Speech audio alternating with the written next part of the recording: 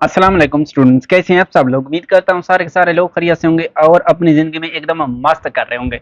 Students, जैसा कि हमें मालूम है, हमने एक लेक्चर सीरीज स्टार्ट कर रखी है, वो है PPSC physics, FPS physics, Pakistan Islamic energy के टेस्ट और प्यास फेलोशिप की तैयारी के लिए। इसके लिए आज हम लोग करेंगे एसी सर्किट। क्या भला करेंगे? AC circuit. अच्छा, इसको स्टार्ट करने से पहले छोटी सी रिक्वेस्ट है, काइंडली मेरे चैनल को सब्सक्राइब कर दें। सर, एसी सर्किट वैसे सर्किट होते हैं जहां पर एसी करंट फ्लो करता है। अच्छा, वोल्टेज का फार्मूला होता है एसी वोल्टेज का, वो होता है V is equal to V naught sine of theta. और करंट का फार्मूला होता है I is equal to I naught sine of theta के बराबर होता है। अगर हम लोग ग्राफ ड्रा करें बिटवीन टाइम एंड वोल्टेज, तो ग्राफ इसका कुछ यूं होता है। ये हुआ टाइम एक्सेस और ये हुआ वोल्टेज। अच्छा, इस पॉइंट पर टाइम जो बनता है T/4 बनता है और इस पॉइंट पर आधा टाइम बनता है T/2। इस पॉइंट पर जो टाइम बनता है वो हमारे पास बनता है 3T/4। और यहाँ पर पूरा सर्कल, पूरा टाइम पीरियड मुकम्मल हो जाता है, जिसे आप लोग T से जाहिर करते हैं। इस फिगर से जाहिर है जो मैक्सिमम वोल्टेज है वो किस पॉइंट पर है, वो दो पॉइंट्स पर है। तो मैक्सिमम वोल्टेज जो है, मैक्सिमम वो किन पॉइंट पर है? Voltage, maximum voltage at two points, वो है T/4। एक तो है T/4 और दूसरा है 3T/4। इस पॉइंट पर भी जो वोल्टेज है मैक्सिमम है और इस पॉइंट पर जो वोल्टेज है वो भी मैक्सिमम है। अगर देखा जाए, ये जो है एक कंप्लीट वेव है, ये जो है हाफ वेव, ये पॉजिटिव है और ये वाली नेगेटिव है। क्योंकि ये टाइम एक्सेस के नीचे है, तो हम कह सकते हैं कि पोलैरिटी जो होती है, पोलैरिटी ऑफ वोल्टेज V, जिसे जाहिर कर हम वोल्टेज चेंज होती है क्या? वंस, सिर्फ एक दफा चेंज होती है इन कंप्लीट साइकिल। एक पूरे साइकिल के अंदर जो पोलैरिटी या वोल्टेज है वो सिर्फ और सिर्फ एक दफा चेंज होती है। या यूं भी कह सकते हैं कि जो करंट है, करंट या फिर वोल्टेज, और वोल्टेज चेंजेस डायरेक्शन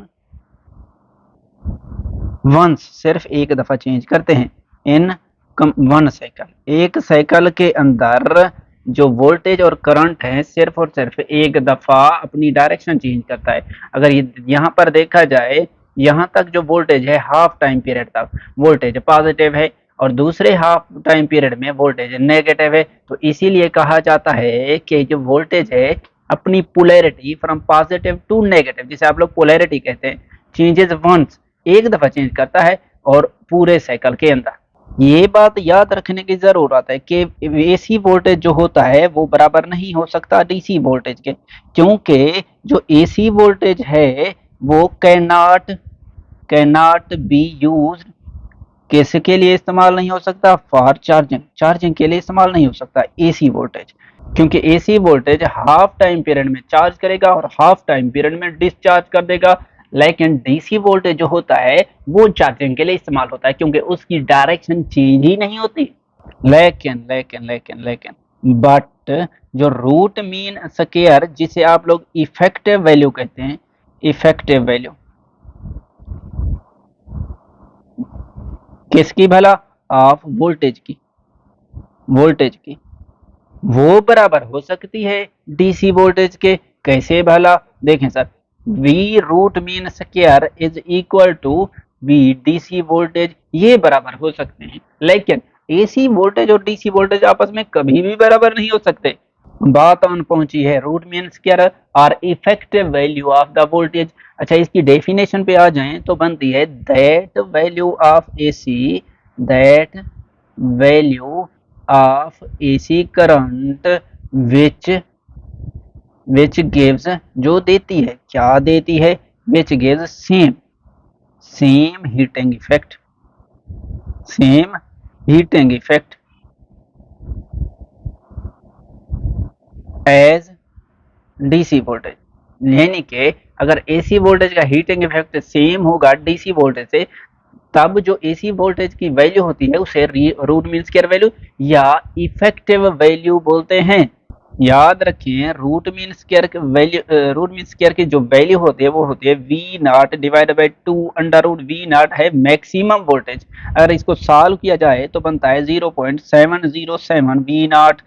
और ये बराबर होती है root mean square value is equal to 70% of V naught, यानी कि ये मैक्सिमम वोल्टेज का 70% है क्या, ये रूट मीन स्क्वायर वैल्यू। तो हम कह सकते हैं वी नॉट जो मैक्सिमम वोल्टेज है वो ग्रेटर है रूट मीन स्क्वायर वोल्टेज से। वी नॉट के लिए जो वैल्यू होती है वो होती है 311 वोल्ट और रूट मीन स्क्वायर वैल्यू होती है 220 वोल्ट। ये किसके लिए है, फॉर हाउस होल्ड के लिए, यानी कि घरेलू इस्तेमाल के लिए ये वैल्यू होती है, ये दोनों वैल्यू। अच्छा, वी नॉट की वैल्यू होती है two under root of root mean square value. अगर इस टू अंडर रूट को सॉल्व किया जाए तो बनता है 1.41 of root mean square value. अच्छा, ये सारी बातें जो है एमसीक्यूज के तौर पर आती हैं, इसीलिए मैंने यहाँ पर बता दिया है।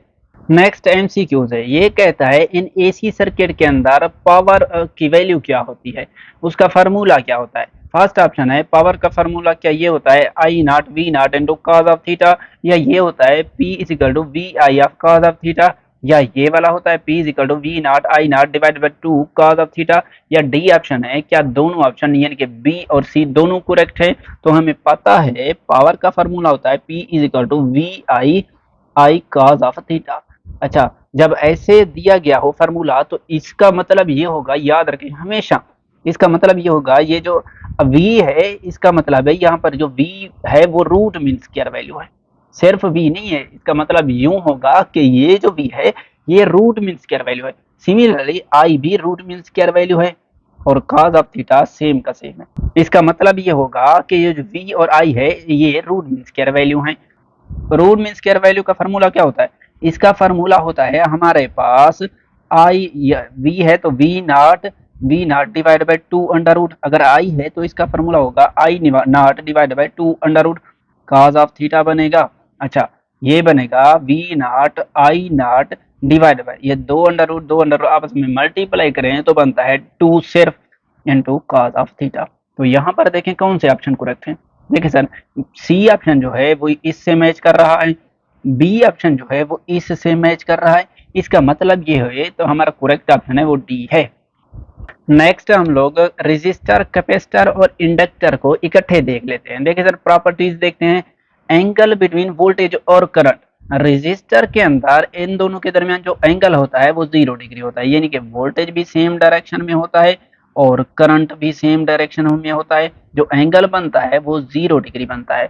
लेकिन कैपेसिटर में हम लोग देखते हैं कैपेसिटर के अंदर जो करंट होता है वो लीड करता है और वोल्टेज लैग करता है, यानी कि एंगल जो इनके दरमियान बनता है वो 90 के बराबर होता है। लेकिन इंडक्टर में देखा जाए तो इंडक्टर के अंदर वोल्टेज लीड करता है और करंट लैग करता है, एंगल बनता है तब की बार भी 90 वोल्टेज और करंट के दरमियान।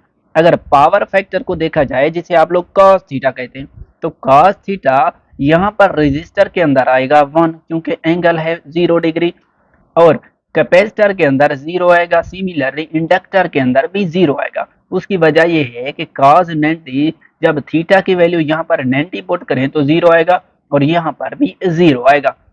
अगर अपोजिशन की बात किया जाए जिसे आप लोग रेजिस्टेंस कहते हैं, तो इसका फार्मूला होता है रेजिस्टर का V डिवाइडेड बाय I, यानी कि वोल्टेज डिवाइडेड बाय करंट, और कैपेसिटर का फार्मूला होता है XC जिसे अपोजिशन कहते हैं, वो बनता है 1 divided by 2 pi F into C। F frequency है, C कैपेसिटेंस है, जबकि इंडक्टर के अंदर अपोजिशन होती है 2 पाई F इंटू L।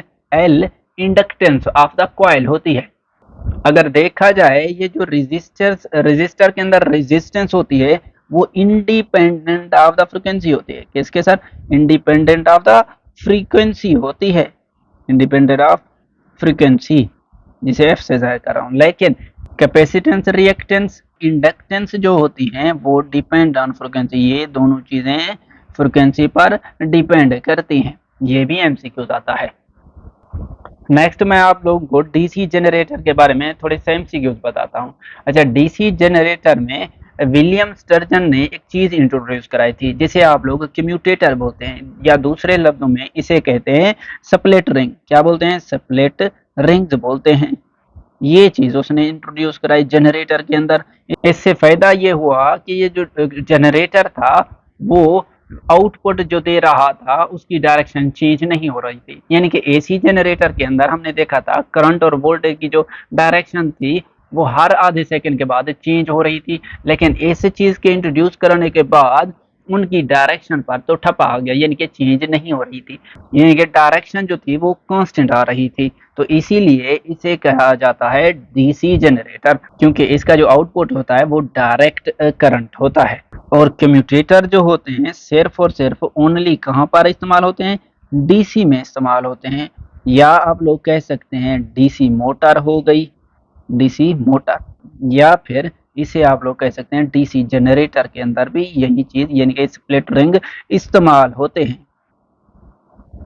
वो तो पता है हमें एसी के अंदर क्या चीज इस्तेमाल होती है, स्लिप रिंग होती है, स्लिप रिंग ये, लेकिन यहाँ पर क्या चीज इस्तेमाल होती है, स्प्लिट रिंग। ये एमसीक्यू आ जाते हैं। तो स्टूडेंट्स आज के लिए इतना ही, मिलते हैं नेक्स्ट, तब तक के लिए अल्लाह हाफिज।